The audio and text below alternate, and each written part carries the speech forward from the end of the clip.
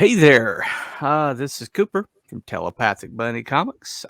Tonight, this is the show called The Right Stuff, and tonight my guest will be Aardvark Comics. I'm assuming you're from the Southwest, maybe No, I'm from England. England. Oh, okay.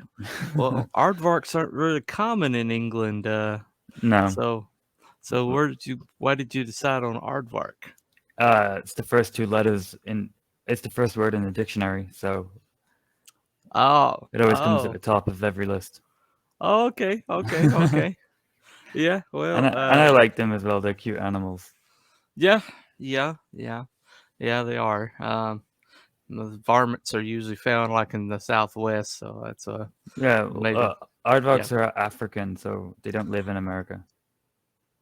I Oh, think, really? yeah, No, you might be. they're in America. Yeah, I You know might. they're in America, in Texas. They're in the Texas area. Yeah. Sure, if it's not armadillos.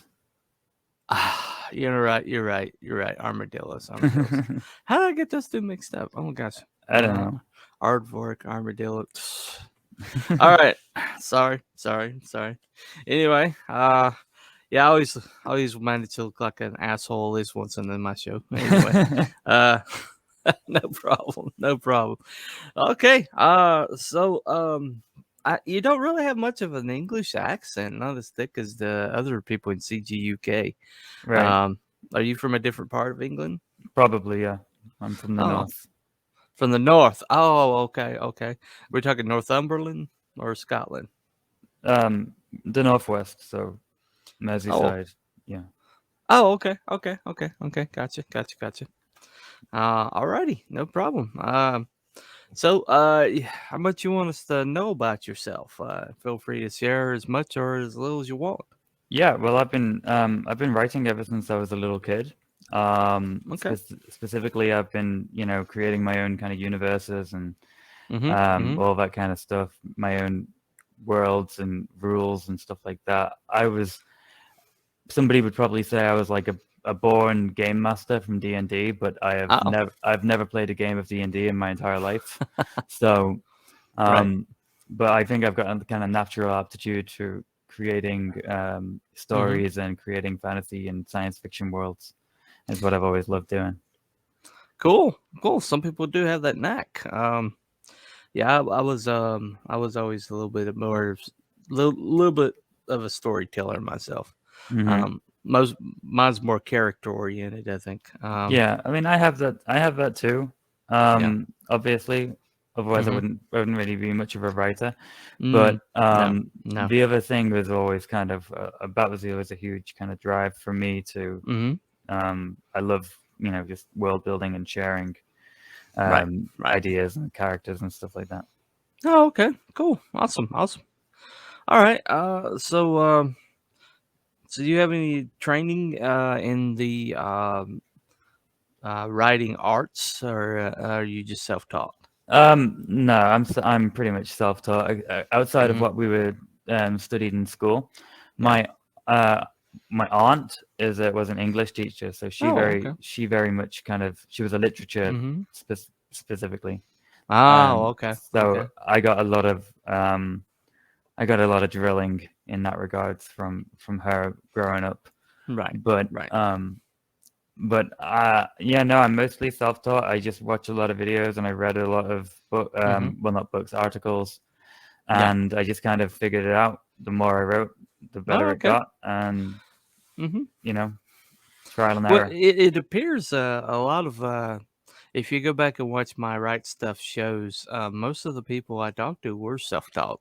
Hmm. Um, I think writing. I think there's a writing is almost so individualized that the only way you can learn writing is to just do it yourself. You Yeah. know, most of the writers wind up having that like interior kind of drive to write that causes them to Hmm. pursue it. You know. And some people just have a different approach to how they use the language than others. A lot Right. Right. articulate. There's articulate people who Hmm. they can make a sentence sound like describe something and you can taste it, you know. Right, Um, right, yeah. Whereas, like, you know, there's certain other people who have got a different kind of mindset. They might Mhm. not be quite so eloquent, Right. and that's not to say that they're not intelligent. It's Yeah. just that there are people who like to talk in a certain way, and that comes across Mhm. from their writing. And I think if there is too much of like if there's too much like um I don't know the correct word, which is kind Mhm. of putting me in a bad spot. But if it's No problem. formalized, if writing Mhm. is like, you know, there's a structure and there's rules and there's, Right. Right. if everybody studied the same thing, then everybody's work would be the same, and then, Yeah. Yeah. or it would all kind of be not the same, but it would be Mhm. similar, you know. And I think composing music is the closest thing to writing. mm, That I think art wise. Um, I really think that like the composing music is very similar to writing. hmm Most writers turn out to have some kind of musical aptitude. yeah. That I find. Well, when you're writing music, I did play guitar when I was growing up, but not very. I wasn't very Yeah. you know, I wasn't wonderful at Right. it. But Mm-hmm. you know, something with learning to play an instrument, Mm-hmm.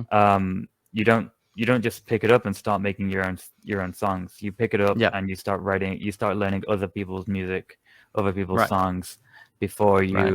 before you do any kind of your own composition. And I think writing is Yeah. kind of like that, in that, you know, Mm-hmm. when you very early on start writing, you often emulate the people that you look up to, and Yeah. somewhat Right. very closely. Mm-hmm. And there's some from, I think it was a journal entry by H.P. Lovecraft, Mm-hmm. where he says, I've done my Dunsinane, I've Mm-hmm. done my Shelley, but where is my Lovecraft? Right. Right. Um, yeah, so that's how I Yeah, always he eventually found his Lovecraft, and now everybody's trying to emulate him. right. Uh, Yeah, yeah. uh, yeah, that's interesting. Yeah, I definitely think that the ability to compose out of I call it the ether, the whatever we're tuning into when we create. Which I mean, some people are more existential about it than I am, but I am hmm pretty existential about it. Sorry, Um, I have to correct myself. I think it was mhm. Coleridge, not Shelley. Oh, okay, Yeah, okay, no I think he problem. said, "Where is my? I've done my Dunsinane, I've done my Hmm. Coleridge, but where is my Lovecraft?" Yeah, Yeah, Shelley's a little frou frou for Lovecraft, yeah, probably. yeah. Yeah, he Well, I he thought was Shelley because she was the, you know, she was yeah, the first ever horror writer, so I thought right, that right, might have, and I was wrong. It was Coleridge. right. Yeah, yeah. The I was thinking Percy Blythe Shelley. Sorry, the poet for some reason. I was thinking Um, Mary Shelley. yeah, Mary Shelley. Right. That makes a lot more sense. Mary Shelley. Yeah, I'm just making a lot of great connections tonight. Anyway, anyway, so what was the first writing that you read that said that kind of spoke to you and made kind of stimulated that inside of you that you wanted to do this? um, well, like I said, I've been writing since I was a child, and Mm-hmm. I kind of got, you know, fantasy 101 when I was growing up. So I got Mm-hmm. Narnia, The Hobbit. Oh yeah. Oh Um, yeah. I got, you know, obviously the Harry Potter books, which Mm-hmm. but primarily I think it was the Narnia and the Hobbit that really got me Mm-hmm. invested in fantasy worlds. That's a bit, obviously that's a bit, you know, generic, but Mm-hmm. that's the truth. Those are the books that, you know, I Well, was there's a in. reason why they're a touchstone in the Yeah, cultural zeitgeist that they are. yeah, and I Yeah. was infatuated with those books ever since Mm-hmm. them. I could pick them up. Right. Yep. Do you have a favorite character? In Narnia, Mm-hmm. Yeah. uh, it was like Reaper Cheap. Reaper Cheap. Oh Yeah, yeah. Yeah. The I brave read mouse. I read a lot of Redwall as well growing up. I don't know if you're very familiar with those books. No, Um, I don't think I am. No. they're written by somebody who's actually from around where I grew up. Oh, Um, okay. but they're quite a big, they're quite an international book Mm-hmm. series. They're they're about, it's like a fantasy world. It's all medieval, but it's all anthropomorphic, animals, Oh, okay. Right. mice Right. and badgers and otters and stuff like that. Ah, And all the yeah. animals have got their own cultures. So there's like a badger culture and an Mm-hmm. otter culture. Yeah. Oh, Um, okay. so Okay. even like that got me, I think that kind of stuff got me interested in world building as well, where, there was all Mm-hmm. these different cultures coexisting in one place. And that you have that less so with C.S. Lewis, but you definitely have it with Tolkien, Right. where, Right. Well, Tolkien created entire cultures and well, languages yeah, and he the did whole it in a thing. Yeah. completely different, yeah. Yeah.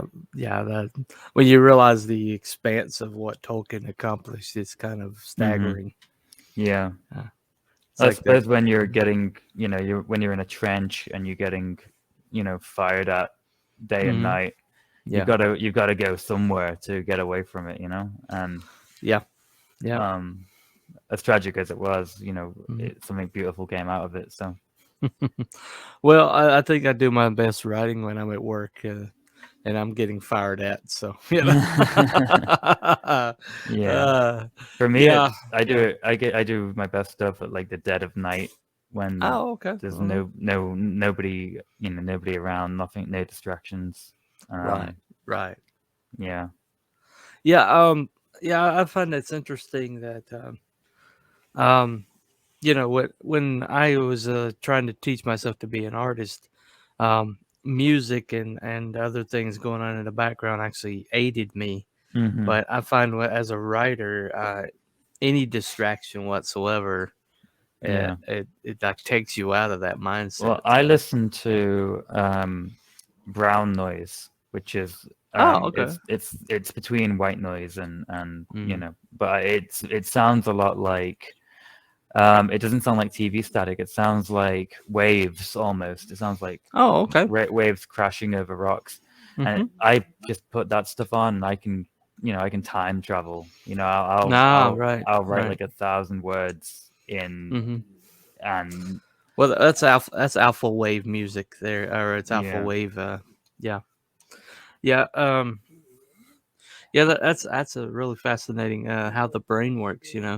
Because people who are like in when people are like doing the artist side of things, it's almost Hmm. like the more structured the sound coming in, the Hmm. better. But if you're a writer, then it's like almost like the less structured the sound in the background is, Mm. the better. Yeah.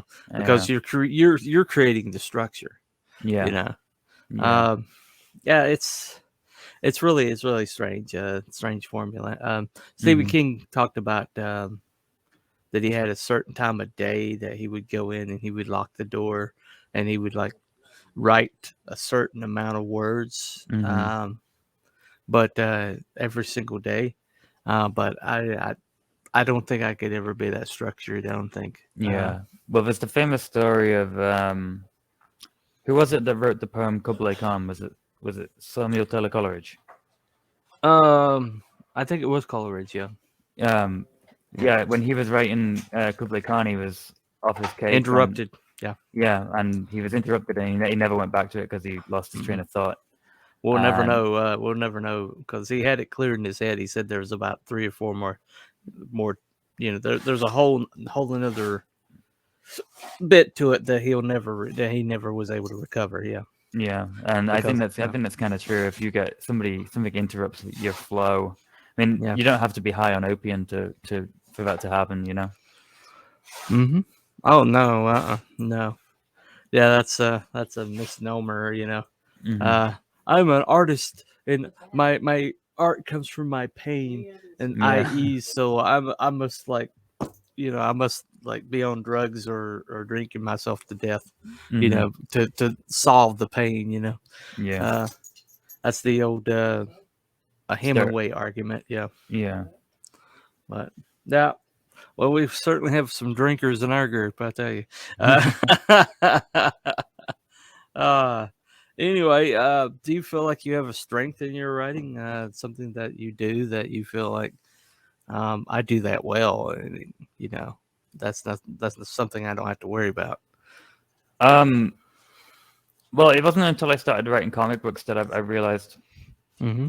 um but I realized that I have I can wrap up a story. I can do a beginning and an end Mm-hmm. and have a very tight Ah, um you know uh put together very well. so you're plotting. But You would say you're um plotting. uh sorry, did my mic something happen with my microphone? Oh, okay. I can't hear you. Hold on. Hello, testing, testing, testing. Can you hear me?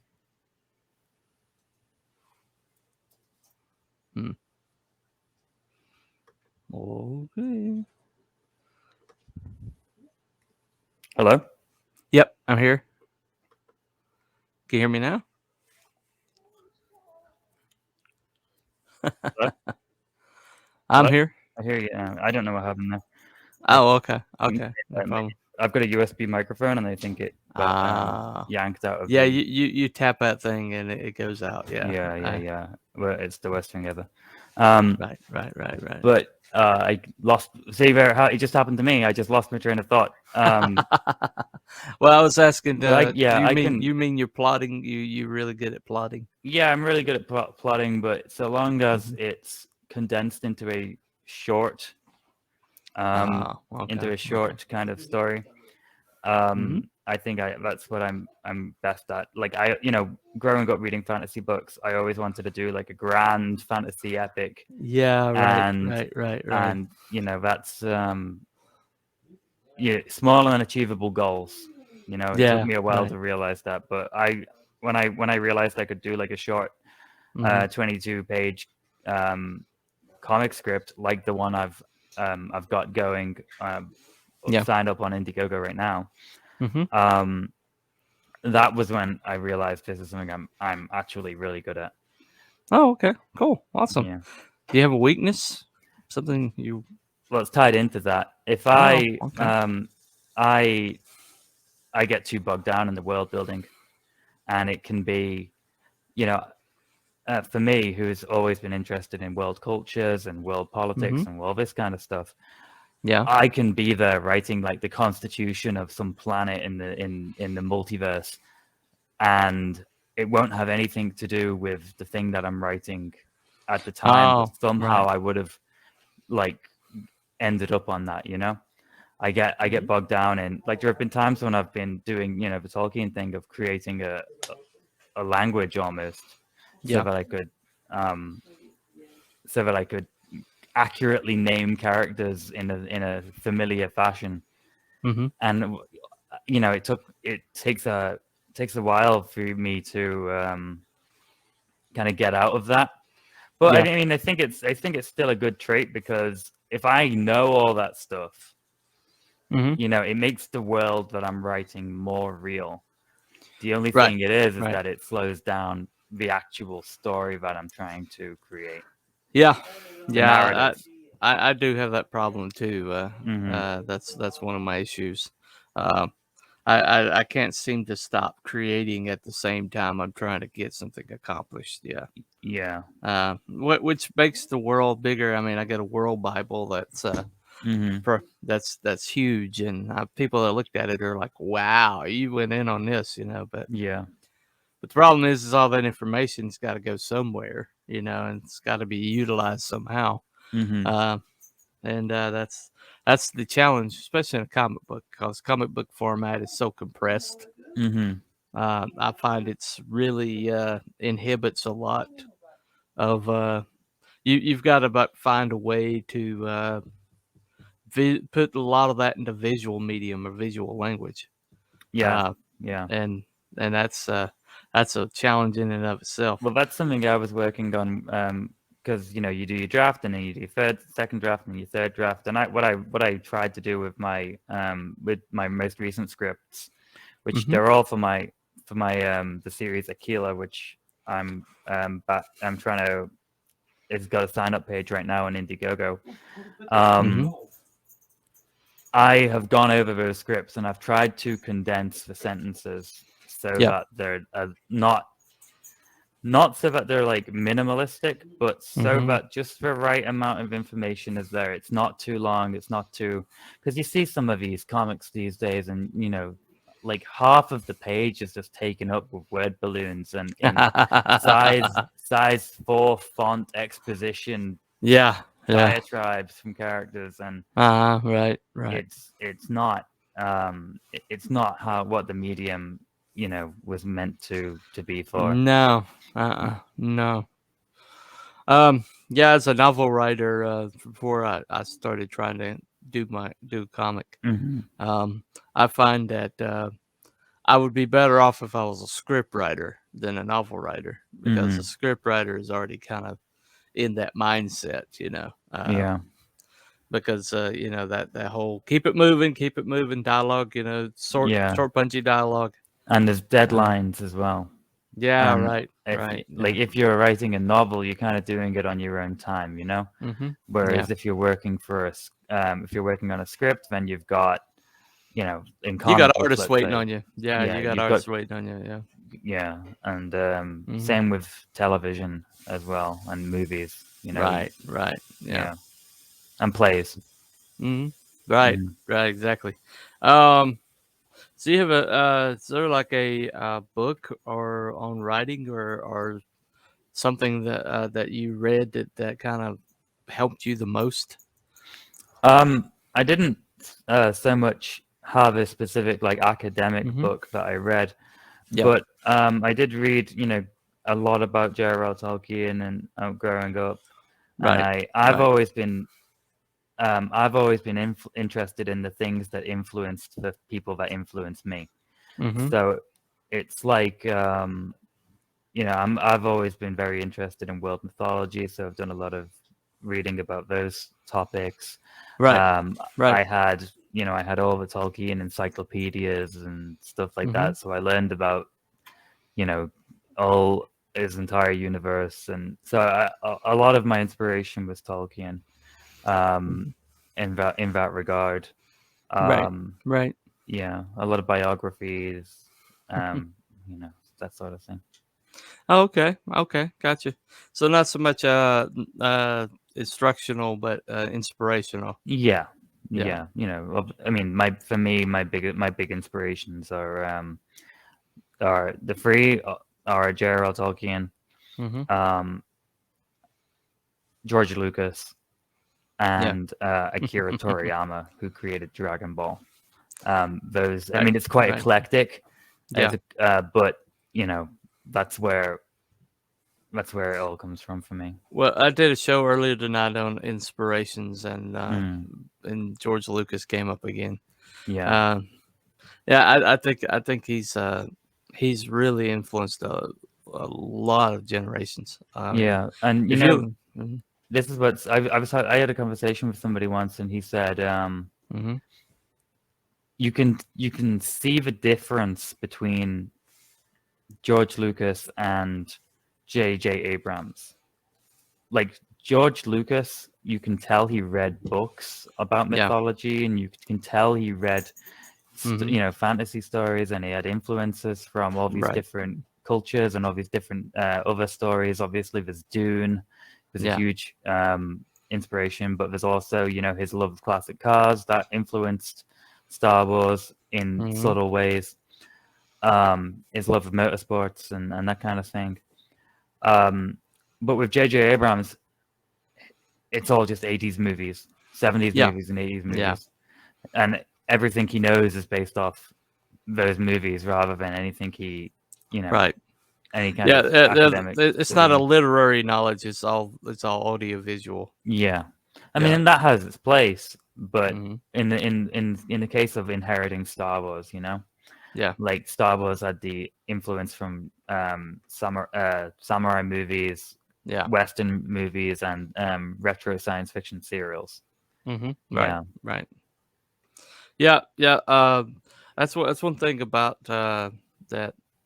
If I give advice to anybody when they want to know how to write better or to write more sophisticated, Mm-hmm. and I always ask them, I was like, "Well, who do you read?" And most of the time, people that have problems with sophistication and with depth to their scripts Mm-hmm. don't read anybody. Yeah. They don't read. They don't absorb. They don't. They don't like put that. I call it being a cook without ingredients. Right. You know, Yeah. the great any chef that's worth their salt is going to Mm-hmm. want the best ingredients available. And Yeah. Well, the great thing about modern technology is that you've always got something to hand, and it's very easily available. mhm, And mhm. so, in a lot of my downtime when I'm doing other things, I put on an audiobook, and Yeah, I yeah, and that you can effectively you can read, and mhm. you could do it while you're doing the dishes, and you could do it while you're walking the dog, or you could do it while you're on a long drive. Right, And right, right. um and it's not the same as looking at a book, because obviously when you're looking at a book, you can see all the punctuation and you can see how it's all structured, Mhm, but you're still getting the story. And there's I always like to I think it's Jordan Peterson who said this, that the human brain for millennia mhm. has been wired to hearing stories Yeah. rather than reading stories. Right, right. And it's only been in a very, very short nugget of time that the majority of human beings, it's only been in the last century Mhm. where literacy has been universal, effectively. Inventing of the printed press. Yeah.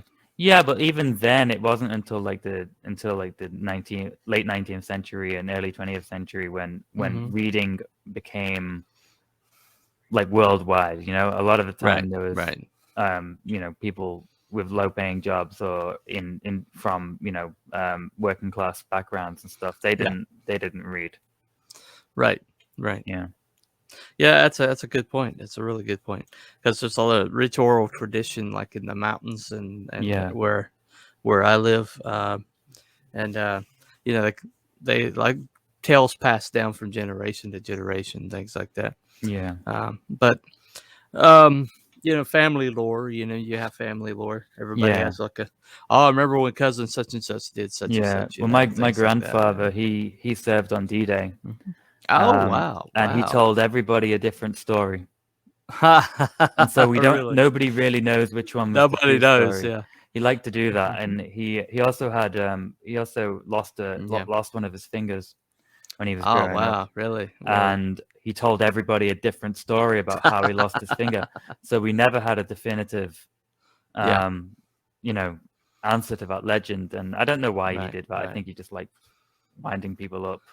Well, But my best friend, his uh father was in World War II, hmm and he talks about his father was a sharecropper's son. So when he went into the army, he's like, "Oh wow, I had clothes for the first time. I was like eating actual meat for breakfast, and yeah, and but he never really told him much about his service. But then hmm after he died, they got a copy of his service, and they found out he was in the Battle of the Bulge oh wow, and never said a word to him about yeah. it. Well, that's what my Uh, dad said about yeah. his father. He said he'd talk about Mhm. every other part of the war except the D-Day landings. Right. The Right. specifics Yeah. of getting off the amphibious vehicle and running up Yeah. to the coastline, and Yeah. Yeah. he would never talk about it. Well, I mean, just from the accounts that I've read, it was hell on earth. Yeah. Well, Um, he that's mhm. why I think that's maybe why he said a different beach every time. Right. Because Right. so just to try and deflect away from it, or so that nobody would ask him, or Hmm. I don't know. Yeah. Honestly. Yeah. Yeah. Who knows? That was a different generation from us. We tend to like share everything, so it's Yeah. that older generation. It's our It's like, why would you keep that to yourself? That's so fascinating. But Mm. they just that's why a lot of them died young of heart attacks and stuff like that. Yeah. Because they did not share. That was not in the vocabulary to share. Especially in England with stiff upper lip and all that stuff. Right. Yeah, that patriarchal society, Mm. structure. Um, well, that's I guess we can go ahead and look at your sign up list. If Oh, all right. Yeah, go ahead. mhm. Do you want to Yeah, pull it up? yeah, I got it right here. All right. Um, so this is Aquilla. Yeah, there's multiple ways of pronouncing it. I was Mhm. saying Aquila for a while, and then everyone around me started saying Aquila. Aquila. And so, Right. again, it's like my granddad's stories. We don't really know which one is correct. But I even went on YouTube to see if I could find the correct pronunciation, and all the videos have Mhm. different ways of saying it too. Yeah. So, Yeah. yeah, I will go with Aquila. Oh, okay. Yeah. But I started writing this in 2017. This is Oh. it's something I've been working on for I guess 5 years now. Mhm. Um, Mhm. and it came out of a sketch, just a little drawing I did on a notepad. Yeah. And yeah, I drew it. It was meant to be a Roman soldier, and Mhm. it somehow turned into a space adventurer cop. Wow. This Yeah, is Dean Jones here. Dean James. Yeah, Dean James. I'm sorry, yeah, Dean Comics James. Mate on YouTube. Sorry, I grew up with Dean Jones, the actor. So I Yeah, always call him Dean. So yeah. Dean's a fantastic artist. I see he's getting better. He The gets better embrace every was day. Yeah, embrace was incredible. yeah, yeah. Um, And this cover is some of his best work, and I think. right. And this one is this is the wraparound cover that was Mm-hmm. done by Kari Slaviejo. She's a hidden treasure. She's absolutely amazing. Wow. Yeah. Yeah, Yeah. That's very dynamic right there. That's yeah. a hand painted. Looks like, or is this digital? It's digital. Ah, okay. So that's the magic of it, it's so Yeah. good that you can't really it looks like it was painted. Yeah. Mm-hmm. Well, cool. Can you give us a pitch for the story? Yeah, so Aquila is a space cop. He is a Mm-hmm. member of the Phoenix Guard, and the Yeah. Phoenix Guard are a intergalactic police force that that police the solar systems. So Mm-hmm. every Phoenix Guard has got a solar system all to themselves. And Oh. Aquila is the first human, the Mm-hmm. first and only human to ever do it. And so he is the custodian of our solar system. Mm-hmm. But our solar system's not that special in the great galactic scheme of things. Oh. So it's forgotten about, Mm-hmm. which makes it the ideal hiding place for a lot of criminals. Oh. Okay. So, our solar system, there's not really much life going on. There is life on some of the other planets and asteroids, but not Yeah. to the levels that are on, other parts of the world of the Right. universe. Right. Sorry. No. No And problem. No problem. Uh-huh.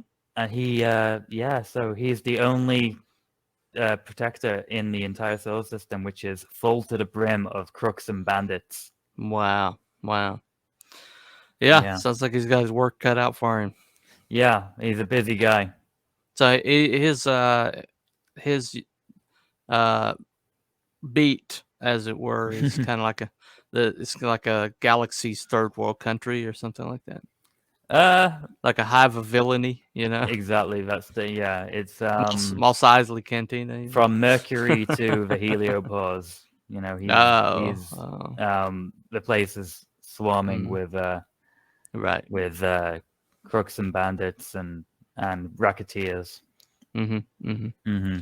But it sounds like the Phoenix Guard is perfectly content to leave it that way, though. Yeah. Well, like I said, it's not the most important part of space. So what goes on around here doesn't really affect, what happens in the what happens at the Capitol. Right, or right, in the right, big right. city planets, or Okay. yeah, Well, yeah, cool. Awesome. This is kind of like a downtrodden cop in a slum of the city that's underfunded because they're not high on the priority. Right. right, exactly, yeah. Yeah. It's So kind of an interstellar urban tale then. Right. yeah, I mean, it could be. A lot of my visual influences, I really wanted this kind of blend between Mm-hmm. um not so much post-apocalyptic, but Yeah. like, when you see those old gas stations on Route 66, Yeah. and Right. there's Mm-hmm. there's like a creaking sign, and there's Yeah. one of those weather, what do you call it? The weather windmill things, Weather vane. weather vanes. I wanted Mm-hmm. that mixed with like classic retro science fiction, Space Ah. Mountain, Right. Right. Right. like dome buildings, Mm-hmm. and so I kind of wanted a nice fusion between that. And so Aquila's design was influenced. I mean, like I said, Mm-hmm. it originated as a Roman soldier. Yeah. So you can see that with the Well, eagle well, I do motif. see some Judge Dredd in there too, a little Yeah, bit. that too comes Mm. through very well. And I wanted to capture some of that with Mm-hmm. the idea that Judge Dredd is never off duty. He's always busy. He's always Right. got his work Right. cut out for him. Yeah. But Wow. yeah, so I was influenced by retro science fiction mixed Mm-hmm. with, Yeah. um, I grew up playing Warhammer 40K, so some of that aesthetic Right. comes through on the villains. Yeah. Yeah. Warhammer tends to come up a lot too when you're talking about the influences. Mm-hmm. That was a really huge in a lot of people. Yeah. Um. It's a universe that is very absorbing. Cool. Cool. And that's what I want to do with Aquilla. I want to make a Mm-hmm. world that is so, what's the word? Mm, Inviting. I want people to be able to be engulfed in yeah. the universe and never run out of things to read about. Right. Right. Yeah. Right. Well, let me. I got one more window here to share. Mm-hmm. You pointed this out to me earlier. This is you sent me some Yeah. like a panel of art. Yeah. I just love this Okay. panel. This is Aquilla kicking some ass. Mm-hmm. You can see it's very dynamic. A lot of Mm-hmm. every panel is completely different from the other, Yeah. and the artist did a fantastic job with the getting the alien designs that were originally done by Right. Right. Kimasabe, Yeah. and turning them into kind of uniform style. Well, you had a lot of evidently you had a lot of Australian help with this project. Yeah, well, that 'Cause was you all got. kind of incidental, really. I've known Oh, okay. Kimasabe Uh-huh. for 6 years, something like that. Yeah. So, and he kind of introduced me to the ComicsGate, Right. Right. Right. the people he knows, Mm-hmm. and so birds of a feather flock together, and so I've kind of I kind of found a great group of guys who Mm-hmm. give me a lot Yeah. of advice and coaching, and Right. Right. I Right. work with them. Kimasabe is actually editing. He's actually the editor on this, so with Michael Right. Oden. Him and Right. Michael Oden are both editors. My Yeah. Oden's Yeah. American. He edited. Well, at least read through my book. Yeah. Decided it was too close to his book, so he chose not to edit it. But Uh, he did give me a great piece of advice that basically I split my one script into two, and now I got two books instead of one. yeah. So very good piece of advice. Yeah, I had him on the other night. He mentioned you. Said Oh, that I needed to talk to you because of your book. So Kimo Sabi's already given it his seal of approval that it's a good script. So yeah.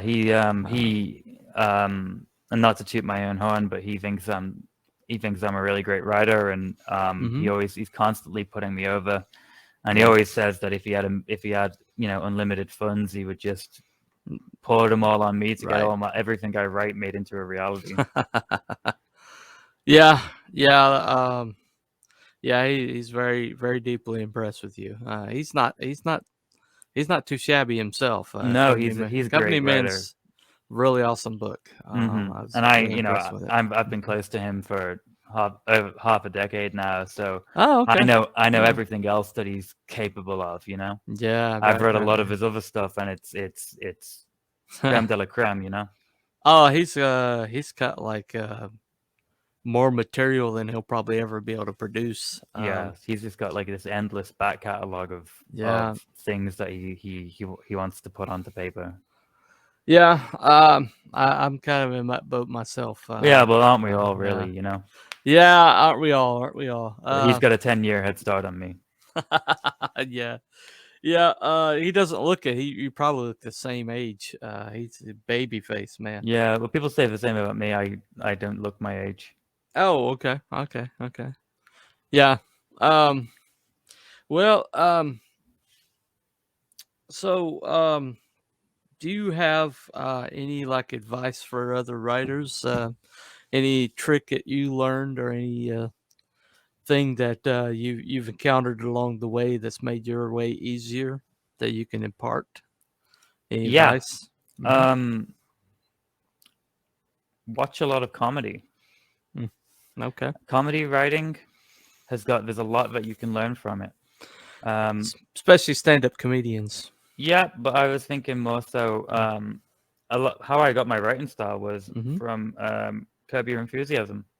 If you watch an Right. episode of Curb Your Enthusiasm, you'll Yeah. see at the start something will happen, and then the rest of the episode is other Right. events. But then the punchline is the thing from the beginning coming back to bite him on the ass. Right. And Yeah. that's how I took my that's where I Hmm. took my kind of influence from. Right. Yeah. Yeah. That's a Greg something other. I can't remember. I can't remember his name. Uh, he's a real good actor, real good comedian. Of course, British comedy's always been the best comedy to me. Yeah. You guys have that biting wit. Yeah, But well, we've got a different sort of. If you want to see the comparison between British and American comedy, just look at the difference between the British Office and the American and the Office. American Office, It is yeah, perfectly encapsulated. yeah. Like the British Office was at the time a scathing satire of workplace life, which was often uncomfortable to sit through because it was so close to what people were actually experiencing. When Ricky Gervais took that concept over to America, they said, no, it's too depressing. We need to make it a bit more slapstick and a bit more bright and colorful and goofy. And they did, and they ran with it for 15 years or something. So right. Yeah, true. Well, it's time to put me in the hot seat. Do you have any question you want to ask me, or is there any question you wish I had asked you that I didn't? Well, obviously, you've got to take advice where you get it. So, have you got any advice for me that you'd like to impart? Yeah.